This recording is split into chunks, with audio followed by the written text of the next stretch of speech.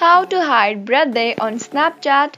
Hi everyone, welcome back to TechTube. In today's video, I will guide you on how you can hide your birthday on Snapchat. So to get started, first of all, go ahead and tap on the Snapchat application. And once you're inside the Snapchat application, go to your profile section and then go ahead and click on settings. And you will be appear with several options. Among them, click on birthday. Once you do that, you can see the option birthday party. So simply disable it by clicking on check mark.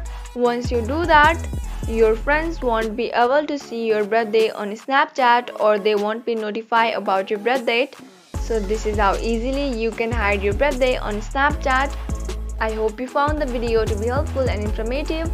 If yes, go ahead and subscribe to our channel and also press the notification bell for more updates.